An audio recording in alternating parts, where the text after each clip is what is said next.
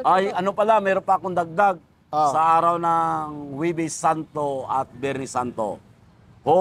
Coming sa Huwebes Santo at Biyernes Santo, yung assemble natin dito sa magpublish sa Harimbacal Anti-Crime, dito mismo sa Calao, mga alas 12 kasi alis ang jeep siguro mga alas 2. Diretso sa bahay and then akyat tayo sa bundok. Yung willing magpa-blaze ng Biyernes Santo, Huwebes Santo dito pa rin sa Calao para Dito ang kitaan. dito ang kitaan sa Huwebes Santo para akyat ng alauna alas 2 ng Huwebes Santo sa bundok San Mateo, puro dadaan tayo sa bahay kasi kukunin natin yung niyog langis doon. Anong date ulit yan? 17 and 18. At tapos tayo sa 18 ang pag-blessing. Ang blessing, dalawa ang blessing. Sa alas 6 ng Biyernes Santo, magbi-bless ng umaga. Pagka mga alas 11, alas 12, magbi-bless ng alas 11, alas 12, pangalawang blessing. Ayun. Ngayon, ang preparasyon natin, bring 2x2 ID and by 1x1. With Isa-isa natin, ano yung mga dadalhin nila? 1x1, 2x2 ID, 1 pieces. Saka 1x1, saka 2x2, 1 pieces. And then with certificate of NBI clearance. Document, NBI clearance. Kailangan yan sa ID. Number one. Magpa-blessing ka, magpirma ka sa application form namin para ikaw legitimo nga haring bakal anti-crime. Siyempre, sa mga nagtatanong, bakit ang daming mga requirements? Pero siyempre, certificate kasi yan eh. O kasi legal ID yan eh. under of registration of section of commission. Ayun. Sa legality nga purposes bilang harimbakal, magkakaroon tayo ng requirement para assurance sa tao nga siya ay maging harimbakal nga walang krimen nga ginagawa. Pero, Master, pagdating naman sa cash, magkano ba, ano ba dadalhin nila? Ang sa expenses, personal, Pocket money. divide mo, sasakay tayo ng jeep. Kung magkano ang expenses pamasahe papunta doon, yun ang sisingilin namin. Ayun. Kasi Halimbawa, siyempre, mag-renta ng jeep eh. Jeep, jeep.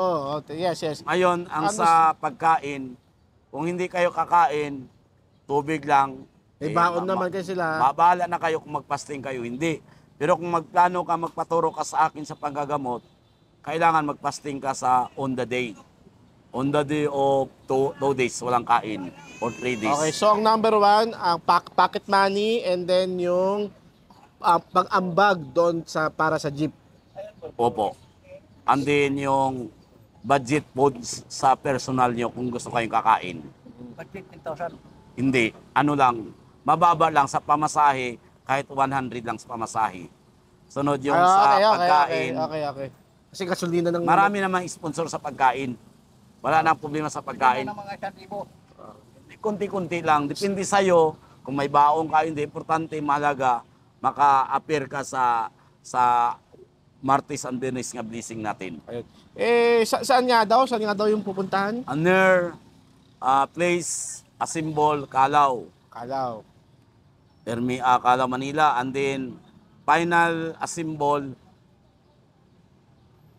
Rizal? hindi, Silangan San Mateo Rizal, P6. San Labas. Mateo Rizal. Silangan Barbara 1. Kanong budget kailangan?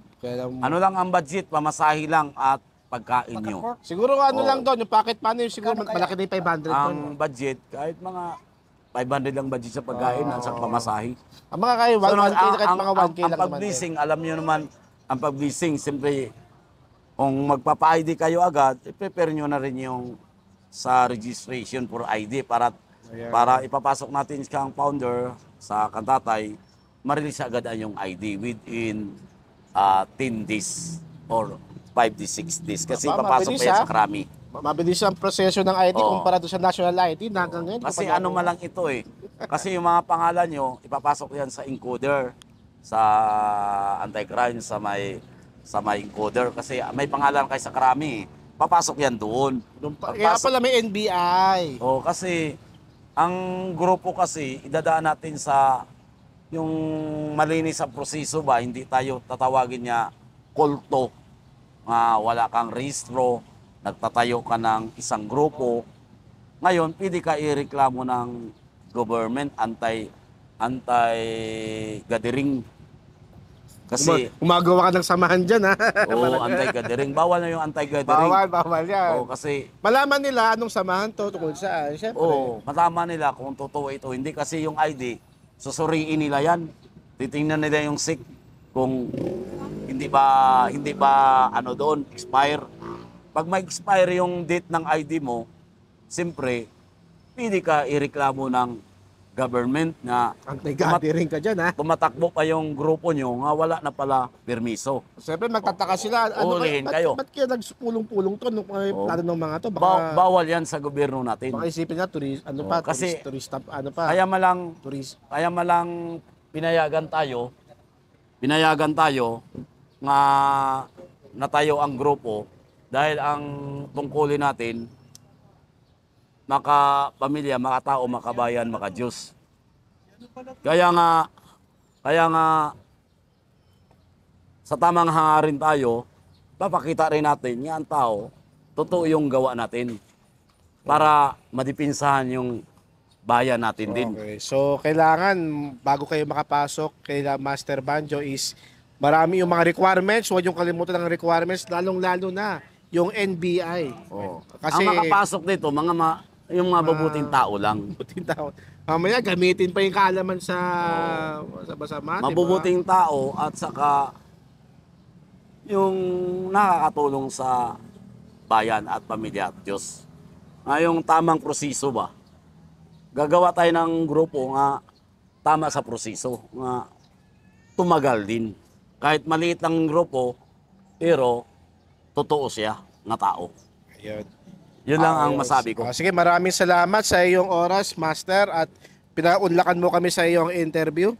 Salamat At- sa mga kapatiran natin na nag-interview ka Pinoy Agimat sa araw ng Martes. Ang tamang-tama itong interview na to kasi para sa parating naman na araw ay ma-update sila. Diba? Ma-update sila. At pasensya na, Master, ito lang yung kaya kong ano. Maraming salamat sa Pamerienda ni merenda Tasma. ni Bert Portilla Vloggers ng Ayun. Pinoy Agimat. Paalam. Bye-bye.